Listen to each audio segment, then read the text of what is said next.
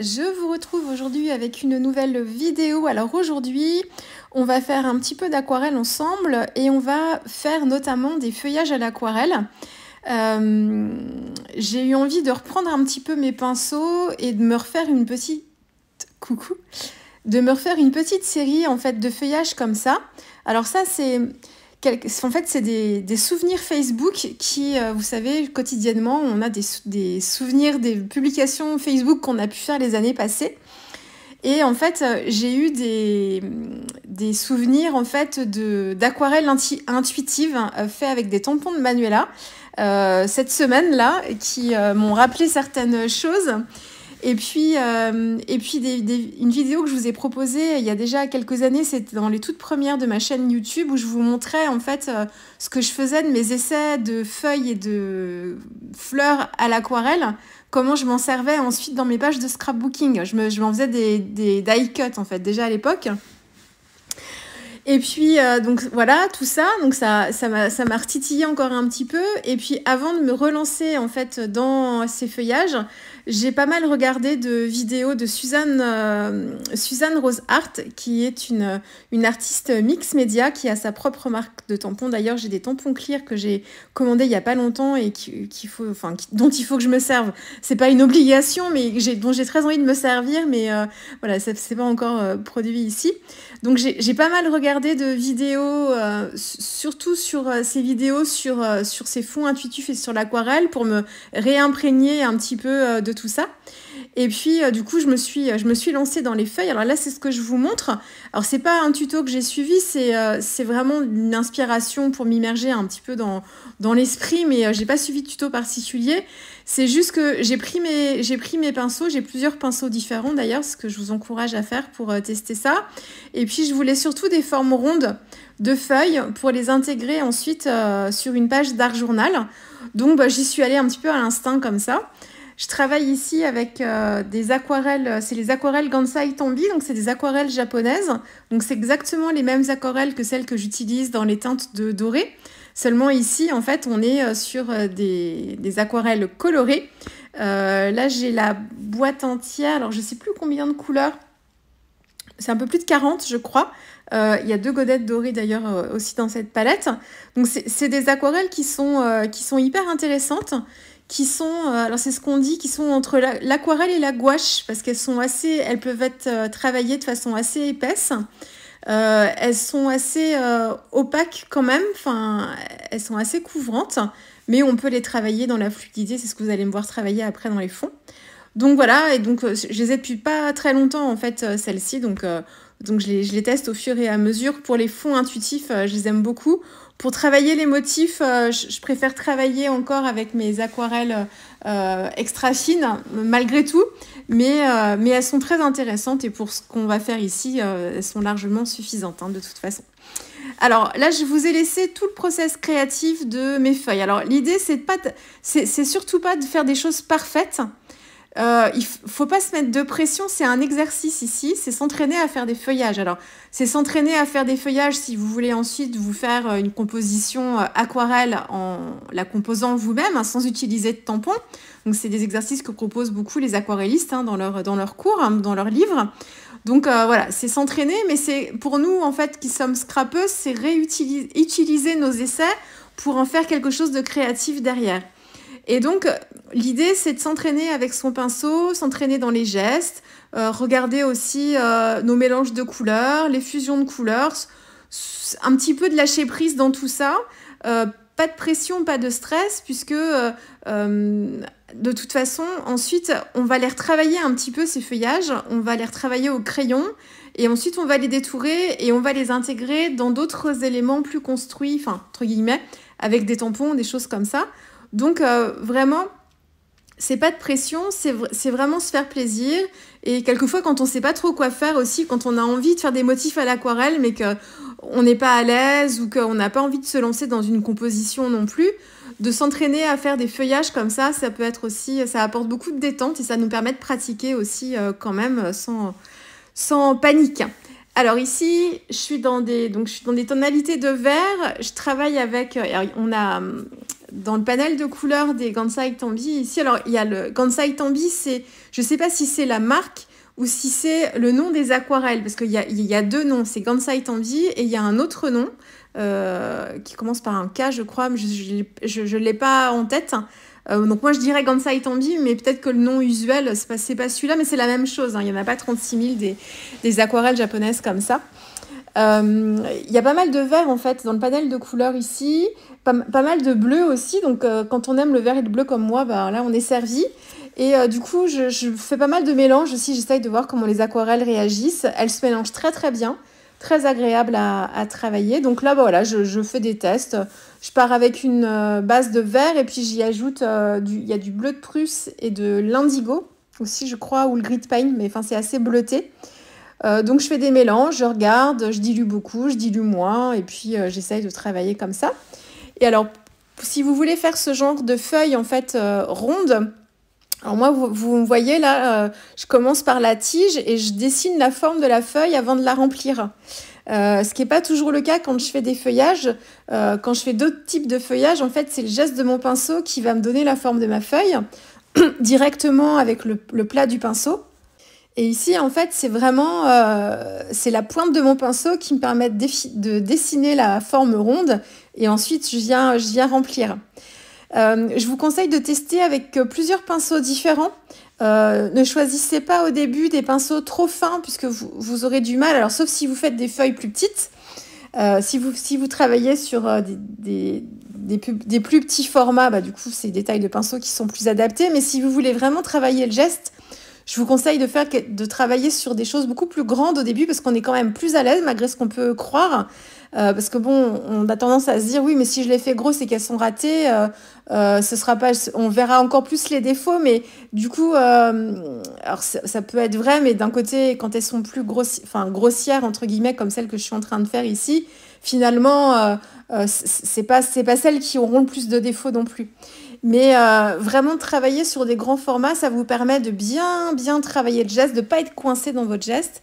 Et ensuite, une fois que vous êtes à l'aise sur des grands formats, vous allez pouvoir réduire la taille et devenir de plus en plus précise aussi. Encore une fois, c'est la pratique, hein. Et donc là, je teste en fait plusieurs façons de faire ces feuilles. Alors quelquefois, je fais la tige centrale, je forme la feuille du haut et ensuite je fais chaque feuille de chaque côté, mais dans des mouvements bien séparés. Puis quelquefois, je fais un mouvement fluide, en fait, un seul trait. Vous allez me voir former des huit un petit peu pour que les feuilles soient plus jointes. C'est comme le cas de celle que vous voyez en haut à gauche, qui est un peu plus serrée. Les feuilles sont plus collées. Et puis ici, je donne un petit peu plus de mouvement à la feuille, enfin à la tige. Et là, je fais des formes de feuilles qui sont rondes, mais avec une pointe quand même, pas tout à fait ronde complètement. Elles ont une forme, voilà. Donc, je fais un coup de pinceau dans un sens, un coup de pinceau dans l'autre, et ça forme une petite pointe. Voilà, ça nous fait des feuillages différents. Là, on s'en fiche un peu pour la réac que je vous propose après. Maintenant, je me suis fait tout un stock parce que j'ai rempli plusieurs pages entre mes exercices et cette vidéo, parce que quand j'ai recommencé à faire ces feuillages, je me suis pas filmée. Donc là, j'en ai recommencé un peu exprès, mais ça me fait toujours du stock comme ça pour cette vidéo-là. Donc j'en ai plein et je vais piocher dedans en fonction de mes projets. Donc peu importe. Et vous voyez, dans cette série, elles sont pas tous super jolies. Il y en a qui ont des marques d'ailleurs, comme celle que vous voyez en haut. J'ai pas mis assez d'aquarelle, mon papier a séché entre temps. Et quand j'ai voulu faire des fusions, la fusion s'est arrêtée parce que le papier était pas assez humide. C'est pas grave non plus. On s'en fiche de ça. Alors, j'aurais aimé que les transitions soient plus douces, mais c'est pas grave non plus pour ma composition d'art journal après. Ça va être très bien. Donc pas de souci. Et une fois que tout ça c'est fait, même les feuillages que vous ne trouvez pas spécialement jolis, n'hésitez pas à prendre un crayon noir, alors crayon micron, enfin crayon feutre ou crayon gel. Moi, je préfère les crayons gel. Et vous allez faire le contour de vos feuilles, mais sans que ce soit le contour hyper précis de votre forme à l'aquarelle. Si ça dépasse à l'intérieur du motif, un petit peu à l'extérieur, il faut que ce soit vraiment quelque chose d'assez de fait à main levée, pas très précis. C'est ce qui va rendre le côté sympa en fait de votre feuille après quand elle sera détourée. Donc il ne faut pas hésiter et pas hésiter à tester des choses dans les lignes aussi, faire des allers-retours, faire d'un seul trait aussi, en prenant chaque feuille avec un seul trait sans lever le crayon du papier. Et puis les nervures aussi, entraînez-vous à faire des nervures précises, un peu moins précises, juste un trait central en fait de la nervure centrale sans faire les autres. Et puis voilà, et puis amusez-vous surtout. Et ensuite, une fois que vous avez terminé ça, vous détourez votre feuillage. Alors moi, je laisse un petit liseré blanc tout autour parce que c'est plus pratique, je trouve, avec ce genre de feuilles. Et puis ensuite, ça vous fait un petit stock d'embellissement. Vous avez, moi je vous ai proposé ce genre de tuto pas mal l'année dernière ou même l'année d'avant.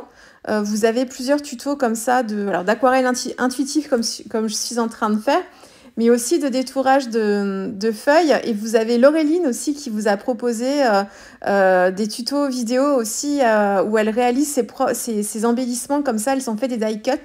Elle a dans d'autres formes de feuilles aussi. C'est assez intéressant de voir comment on travaille les unes les autres. Je vous encourage encore une fois à aller voir ces vidéos. De toute façon, c'est une mine d'or à chaque fois, sa chaîne YouTube à Laureline. Donc, je ne peux que vous conseiller. Alors ici, pour cette aquarelle intuitive, j'ai déjà une idée en fait de mise en page parce que je sais quel tampon j'ai utilisé. Je vais travailler avec la nouvelle collection de tampons de Manuela Jamès, c'est la marque L'Encre et l'Image. Et en fait, j'ai la planche de tampon avec la petite, enfin je dis la petite, avec Léonie qui est en position du tailleur, qui a les yeux baissés, enfin fermés et qui est en pleine méditation ou voilà, en train d'être dans sa bulle, parce que ce sera le titre de ma page. Donc j'avais déjà une idée de composition très centrale avec une composition de feuillage tout autour, un peu comme une fleur de lotus, comme ça, qui viendrait l'encadrer, un côté un petit peu zen. Et donc j'avais déjà cette idée-là. Pareil pour le choix du combo couleur. Mes feuilles sont vertes et je voulais pas forcément du ton sur ton, donc je voulais pas que mon fond soit totalement vert pour qu'elle ressorte bien. Mais je voulais pas être très éloignée non plus dans le combo couleur, donc je suis partie avec plutôt une dominante de bleu et quelque chose d'assez foncé, mais en y incorporant un petit peu de vert et un petit peu de jaune quand même. Donc j'ai commencé par humidifier mon papier. Alors ça, l'aquarelle intuitive, il faut essayer vraiment de lâcher prise et de se laisser aller, en se disant de toute façon qu'à la fin, quand l'aquarelle sera sèche, on viendra retravailler par-dessus des détails, là j'ai pas pris de pochoir, mais avec des pochoirs, enfin voilà, donc il n'y a pas de pression encore une fois non plus là à avoir, il faut se laisser aller. Si vous n'êtes pas à l'aise, pas à l'aise ou si vous n'avez encore jamais pratiqué ce genre d'aquarelle, je vous conseille de ne pas prendre de risques sur le choix de vos couleurs pour éviter en fait les zones de fusion entre deux couleurs qui se mélangeraient et qui donneraient un peu de marron. Donc n'hésitez pas à choisir, là comme moi ici, un combo plutôt dans la même zone du cercle chromatique. Donc là j'ai pris du jaune vers le bleu, donc je passe par des transitions de vert. Et puis si vous êtes plutôt dans les couleurs chaudes, n'hésitez pas, enfin après vous pouvez faire du bleu vers le rose et vous aurez un panel de violet. Et puis après du rose vers le jaune et vous aurez un panel de rose orangé et jaune. Donc n'hésitez pas à rester dans la même gamme du cercle chromatique. Pour éviter les fusions un petit peu disgracieuses, surtout, enfin disgracieuses, entre guillemets, parce que les fusions de marron, ça peut être très joli aussi, hein, donc, mais ça dépend de ce que vous allez aimer aussi. Et c'est plus facile de maîtriser quand déjà les couleurs vont très bien se mélanger et créer de jolis effets aussi. Donc voilà, on travaille sur une base humide et puis ensuite on se laisse aller. Puis en fonction de ce que l'aquarelle donne, on ajuste. Et puis ça vous permet aussi ce genre de choses, les aquarelles intuitives, comme on travaille dans l'humide, enfin moi en tout cas je travaille dans l'humide pour ce genre de technique, ça vous permet de comprendre aussi, de travailler l'humidité de votre papier et de comprendre en fait quels effets vous allez avoir en fonction de votre papier va assécher. Et ça aussi c'est très bien pour apprendre et comprendre un petit peu comment ça fonctionne, sachant qu'il n'y aura pas de faux pas de toute façon à la fin, puisqu'on est dans l'abstrait et que quelquefois même sur des erreurs, c'est-à-dire entre guillemets des erreurs où on va apporter un peu trop d'eau alors que le papier est en train de sécher, ça va nous créer des auréoles. Mais justement, c'est ce qui va donner de l'intérêt aussi à votre aquarelle à la fin, dans ce genre de technique. Donc, c'est hyper libérateur. Je vous encourage à le faire. Vraiment, vraiment. Alors, une fois que j'ai travaillé mon fond, j'ai tout séché. Alors, j'ai passé du temps parce que je me suis vraiment servi de l'humidité de mon papier jusqu'au bout. Donc, j'y suis allée et donc j'y suis allée aussi du plus clair au plus foncé. J'ai commencé ma touche de jaune, en fait, qui donne l'effet un petit peu d'une sorte de lumière ou de soleil, parce que c'est ce que je voulais un petit peu quand même. Donc j'ai commencé par la couleur la plus claire et celle qui se tache le plus vite aussi, le jaune. Et ensuite, j'ai travaillé tout autour avec des aquarelles plutôt diluées au début. Puis au fur et à mesure, je suis venue réintensifier petit à petit. Voilà. Et une fois que les fusions sont faites, j'ai accéléré le séchage. Ne soyez pas surprises et surpris. On est toujours très déçus de l'aquarelle, enfin très déçus par rapport à la version humide de l'aquarelle quand elle a séché.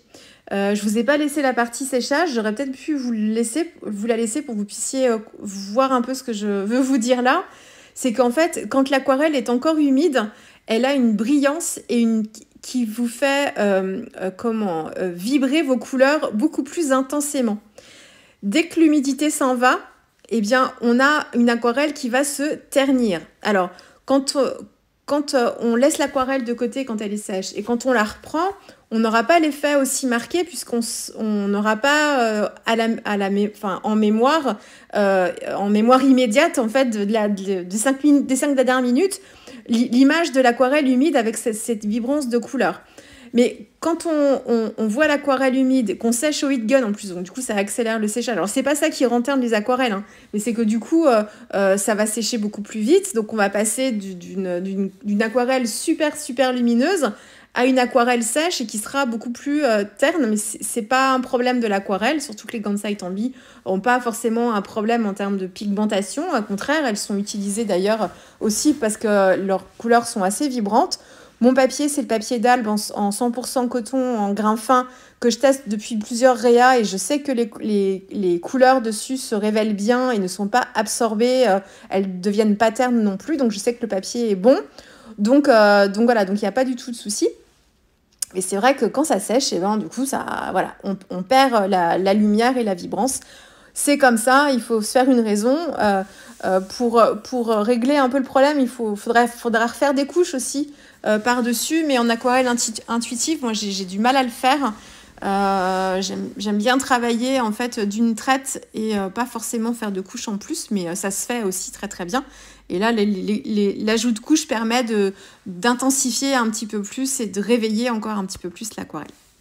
Alors ici, je travaille la petite Léonie, donc je travaille aussi avec les aquarelles Kansai Tambi.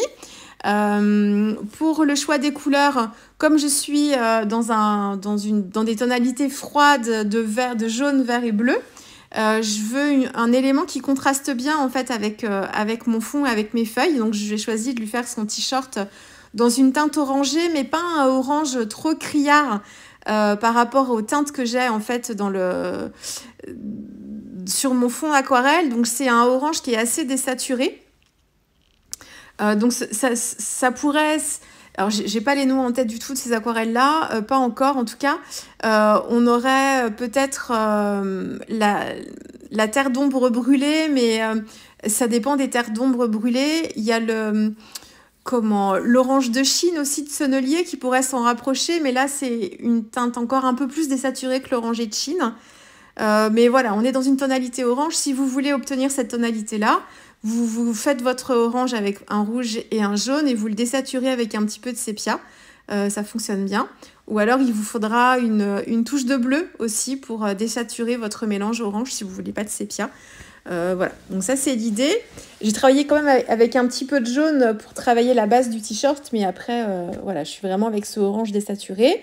Le pantalon, ça doit être le grit pain ou l'indigo. Je sais plus bien ici dans cette palette son nom, mais donc c'est un gris bleuté en fait assez sombre. Pour le jean, je réfléchis en même temps. Et puis alors les chaussettes, je savais pas trop quelle couleur lui faire. Je me suis dit bah non, si je les fais orange, le t-shirt orange et les chaussettes orange. On va essayer de dépareiller un petit peu ça pour que ce soit un petit peu plus percutant. Donc je lui ai fait des chaussettes vertes. Voilà, pour que ça se fond un petit peu pour que ça s'intègre bien dans le fond. Et je vais rajouter des détails après de toute façon. La couleur peau, alors dans ce set d'aquarelle, vous avez, vous les voyez là, vous avez un godet de rose là, à côté du godet de rose qu'on voit bien. Il y a des godets de couleur peau en fait à côté, que moi j'utilise pas. Je les utilise pour travailler mes beiges, mais pas forcément pour travailler à la couleur peau parce que j'aime bien la transparence encore à l'aquarelle. Et si j'utilise la couleur peau en fait en transparence, je vais perdre de l'intensité parce que ce sera pas assez soutenu. Alors je peux travailler cette couleur peau avec d'autres couleurs, hein. Mais je préfère créer ma couleur peau moi-même. Donc j'ai utilisé l'un des roses de la palette qui est plus tout en haut là. Enfin c'est un rose rouge avec du jaune et désaturé avec une pointe de bleu pour avoir ma couleur peau et assez diluée. Alors, autrement, rien de spécial sur la mise en couleur, hein. Assez classique. Là, je travaille des petits détails, parce que ce qui est très très bien avec les tampons de l'encre et l'image, c'est que, alors le style de Manuela aussi depuis de nombreuses années, c'est de customiser en fait ces tamponnages. Donc, elle nous laisse en fait elle nous fait vraiment les contours en fait des dessins, enfin des motifs, des personnages, pardon. Par contre, elle nous laisse vraiment libre de créer les motifs que l'on veut à l'intérieur. Donc ici, j'aurais pu prendre un motif de tampon d'ailleurs pour créer les motifs, enfin me créer un imprimé pour son haut. Mais là, j'ai plutôt pris mes Neocolor 2, alors que j'ai bien taillé en fait pour être un peu plus précise. Alors ça fait un peu mal au cœur de tailler les Neocolor parce qu'en fait, ce qu'on taille, en fait, c'est du médium qui se perd. Alors je sais que certaines les récupèrent en fait dans des petits godets vides d'aquarelle, mettre les petits copeaux de Neocolor 2 qu'elle taille et mettre un petit peu d'eau dedans pour se recréer en fait des godets colorés. Moi, je ne prends pas le temps de le faire, mais voilà, ça évite de perdre. Et puis autrement, on peut s'en servir en réhumidifiant et en retravaillant après les couleurs, hein, aussi, hein. Donc bien taillé pour être plus précise. Et puis j'avais retravaillé mon fond aussi avec des petites marques, donc des ronds évidés en fait, enfin des cercles avec un néocolore orange, enfin entre le jaune et le orange pour que ça se voit bien. J'ai fait des marques aussi avec un néocolore, c'est l'olive claire je crois, sur les parties les plus foncées. Et puis les taches noires que vous voyez, c'est des taches d'aquarelle en fait que j'avais faites à la toute fin en fait de ma session de fond aquarelle. Là, quand le papier commençait à bien sécher, c'est juste de l'aquarelle noire comme ça étendue que je viens apposer comme ça avec le plat de mon pinceau. Alors, ça a créé des marques un peu plus précises à gauche parce que le papier était un peu plus sec. Ça a fait un aplat un peu plus noir, plus diffus sur le côté droit parce que mon aquarelle mon papier était encore assez humide à cet endroit-là. Donc, ça n'a pas diffusé de la même façon. Donc voilà, mais voilà pour les marques. J'ai fait des gouttes de Posca blanc et j'ai ajouté un petit peu de détail avec un tampon de la nouvelle collection de l'encre et l'image aussi, avec les petits arcs de cercle, hein, que j'ai embossé avec de la poudre, pas pailletée, mais de la poudre métallique. Waouh, c'est l'or pâle que j'ai utilisé ici. Pour apporter... Alors ça me donne une finition un peu, enfin comment dire, élégante. Alors c'est pas que la page avait besoin d'être élégante, mais il y a toujours un petit fini assez élégant, je trouve, assez chic quand on utilise des paillettes. Et cette couleur de poudre, en fait, n'est pas trop... C'est l'or riche ou l'or pâle? J'ai un doute. Elles sont différentes toutes les deux, mais elles sont douces toutes les deux, en fait. C'est peut-être l'or pâle ici, j'ai un doute. Mais elles sont très subtiles, ces poudres-là, en fait. Donc, elles apportent un petit peu d'éclat, mais sans en faire trop. Elles sont pas trop jaunes non plus. Donc voilà. Là, je vous montre donc sur les photos les compositions. Donc, j'ai fait mon petit travail d'embellissement avec les feuillages que je vous ai montré en début de vidéo. J'ai choisi ici plutôt des feuillages en fait sans détail de nervure. J'ai juste la nervure centrale parce que mon fond est quand même un petit peu chargé, donc j'ai pas voulu alourdir. Et puis la petite Léonie, en fait, elle est fixée sur mousse 3D pour qu'elle se détache un petit peu plus du fond. Et il y a certaines feuilles aussi qui sont pas collées entièrement et que j'ai rebiqué un petit peu pour donner un peu de volume. Et le titre fait partie de la planche de tampon avec la petite Léonie assise en tailleur aussi. Et j'apporte un petit peu de blanc comme ça. Voilà, j'avais mis des gouttes de Posca blanc aussi. Voilà, j'espère que cette page vous aura plu, vous aura donné envie de vous lancer un petit peu dans les feuillages et puis dans ces fonds qui apportent beaucoup de détente.